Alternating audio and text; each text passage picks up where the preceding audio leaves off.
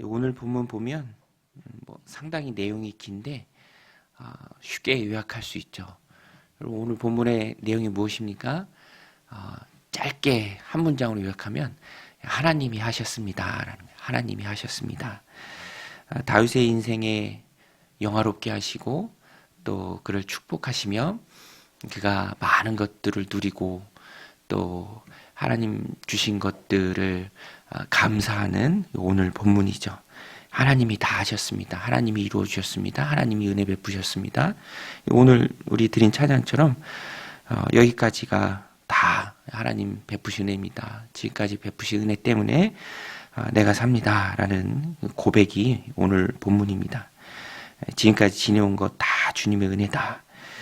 특별히 40절, 41절에 좀 두드러지게 나타나는데 보면 이는 그 이유죠. 이는 주께서 내게 전쟁하게 하려고 능력으로 내게 띠띠우사 일어나 나를 치는 자를 내게 굴복하게 하셨사오며 주께서 또 내 원수들이 등을 내게로 향하게 하시고 내게 나를 미워하는 자를 끊어버리게 하셨음이니이다. 다 주님께서 함께 하셔서 전쟁에서 이길 수 있었고요. 또 전쟁에서 이기게 하신 분이 하나님이시다라는 것입니다. 내가 능력이 뛰어나고 탁월하고 역량이 커서 여기까지 온 것이 아니라 하나님께서 이기게 해주셨다라는 귀한 고백입니다. 그래서 50절에 가서 보면 하나님이 이렇게 다 해주셨으니까 내가 하나님께 드릴 것은 감사하다, 찬양이다 라고 다시 고백합니다. 50절을 보면 이러므로 여호와여 내가 모든 민족 중에서 주께 감사하며 주의 이름을 찬양하리이다. 여호와께서 그의 왕에게 큰 구원을 주시며 기름 부음 받은 자에게 인자를 베푸시며 영원하도록 다윗과 그 후손에게로다 하였더라. 하나님 은혜임에 우리가 하나님께 드릴 것은 감사죠. 은혜 베푸신 하나님을 찬양합니다 라고 다시 고백합니다. 은혜 베푸신 하나님께 우리는 어떻게 해야 할까? 다윗은 하나님 베푸신 은혜 중에 귀한 모습을 보입니다. 먼저는 하나님을 의지해요. 하나님이 은혜 베푸시고 하나님이 이끄시고 하나님이 만들어 가시니까 하나님을 당연히 의지해야겠죠. 그래서 오늘 본문에 보면 다윗은 하나님을 등불로 고백합니다. 하나님이 나의 등불입니다. 등불이 어두운 곳을 밝히잖아요. 그래서 29절에 보면 여호와여 주는 나의 등불이시니 여호와께서 나의 어둠을 밝히시리이다. 내가 주를 의뢰하고 적진으로 달리며 내 하나님을 의지하고 성벽을 뛰어넘나이다.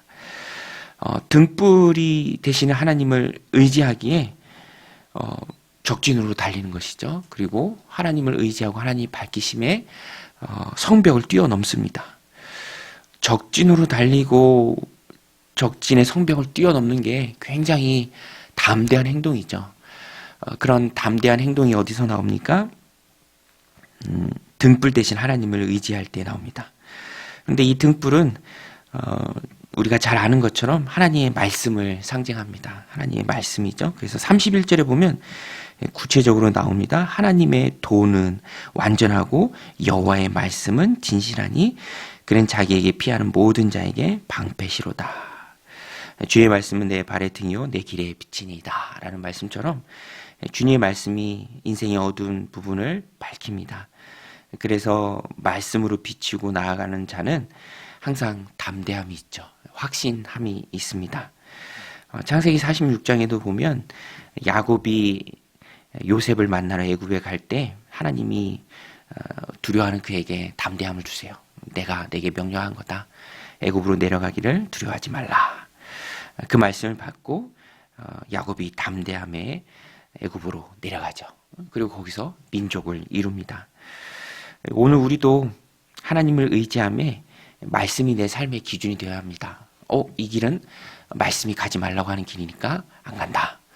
이 길은 하나님 말씀에 가도 좋다라는 말씀이 있으니 내가 간다. 그래서 아주 작은 일이라 할지라도 하나님 주신 확신 가운데 말씀으로 비추고 하나님을 의지하면서 우리가 나아갈 수 있는 거죠. 오늘 다윗이 고백하는 것처럼 그 말씀이 내 삶의 기준이 되고 나아가는 길을 비추기 때문에 적진을 달리고 하나님을 의지하고 성벽을 뛰어넘는다라는 것입니다. 오늘도 이 말씀 마음 가운데 새기고 하나님의 말씀으로 내 인생을 비춤해 주님을 의지하고 적진을 달리고 또 성벽을 뛰어넘는 은혜의 종들이 다 되시길 바랍니다. 또 한 가지 우리가 하나님 감사함에 우리가 우리의 삶을 만들어 나갈 때 하나님께 맡겨야 합니다. 하나님께 맡기는 것. 특별히 원수 갚는 것은 하나님께 있죠. 그래서 다윗도 고백하기를 하나님이 내 원수를 갚아주십니다. 원수의 목전에서 나를 구원해 주십니다. 그래서 이미지를 생각해 보면 다윗은 잠잠히 하나님을 의지하고 가만히 있고요. 하나님이 다윗을 위해 일하시고 다윗을 건져주십니다. 48절 49절에 보면 이 하나님이 나를 위하여 보복하시고 민족들이 내게 복종하게 하시며 나를 원수들에게서 이끌어내시며 나를 대적하는 자 위에 나를 높이시고 나를 강포한 자에게서 건지시는도다. 이 말씀을 통해서 우리가 깨닫는 것이 하나님이 하시니 하나님께 맡김에 원수 갚는 것까지 하나님께 맡겨야 한다라는 것입니다. 원수 갚는 것이 하나님의 일입니다. 하나님 분명히 말씀하셨어요.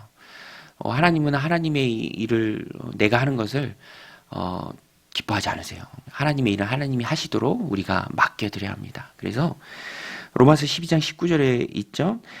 내 사랑하는 자들아 너희가 친히 원수를 갚지 말고 하나님의 진노하심에 맡기라. 기록되었을 때 원수 갚는 것이 내게 있으니 내가 갚으리라고 주께서 말씀하시니라. 그래서 하나님 기뻐하신 사람은 하나님의 일은 하나님이 하시도록 맡기는 자예요. 그래서 하나님의 진노하심에 맡기는 것이 우리 그리스도인들은 일상이 되어야 합니다. 이거 하나님이 하실 일이다. 내가 할 일이 아니다. 손 놓고 그 일에 있어서 하나님께 맡기는 것이죠. 하나님이 달아보시는 과정이 있습니다. 하나님이 저가 나를 온전히 신뢰하고 믿고 나아가는가, 그렇지 않은가, 자기로 사는가, 하나님을 의지하고 사는가, 달아보시는 과정이 있습니다. 그때 우리가 보여야 할 것은 믿음이죠. 원수 갚는 것 하나님께 맡겨야 합니다. 하나님의 일을 내가 하려고 하는 것은요, 그것은 경거망동이죠. 하나님 기뻐하시지 않습니다. 그래서 다윗이 이렇게 하나님이 하셨습니다 라고 고백할 수 있었던 그 핵심에는 하나님의 말씀을 삶의 기준을 삼는 것, 또 원수 갚는 것은 하나님께 맡기는 것. 그때 하나님이 다윗을 위해 일하는 것을 다윗이 볼 수 있었고요. 그래서 결국 다윗의 삶은 감사로 나아가게 됩니다. 감사, 찬양으로 나아가게 되죠. 하나님이 은혜 베푸심에 감사하고 은혜 베푸신 하나님을 찬양하는 것.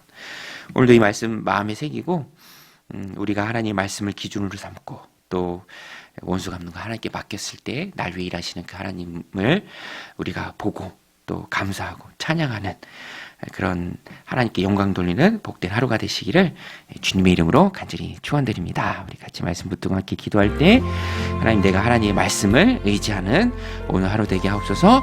하나님께 맡기는, 원수 갚는 거 하나님께 맡기는, 하나님의 진노하심에 맡기는 오늘 하루 되게 하여 주옵소서. 우리 함께 기도하며 나아가겠습니다. 하나님 아버지, 오늘도 고난 단잠에서 깨워주시고 또 기도로 하루를 열어가게 하심에 감사를 드립니다. 다윗이 지금까지 지내온 것 다 하나님의 은혜입니다. 하나님이 하셨습니다. 하나님이 건지셨습니다. 하나님이 이기게 하셨습니다 라고 고백하고 또 그 하나님의 은혜에 감사하고 찬양했던 것처럼 오늘도 우리가 하나님께 감사하고 찬양하는 복된 하루가 되길 원합니다. 그러한 삶을 위해 우리가 하나님을 의지합니다. 주님의 말씀을 내 삶의 기준으로 삼습니다. 말씀을 기준으로 삼고 어두운 내 인생을 비추며 적진을 달리고 그 성벽을 뛰어넘는 담대한 오늘 하루의 삶이 되게 하여 주시옵소서. 또 원수 갚는 것 내가 하는 것이 아니라 하나님이 하시는 것입니다. 그것이 무엇이 됐든 하나님의 진노하심에 맡기는 지혜로운 우리가 되게 하여 주옵소서. 그때 날 위해 일하시며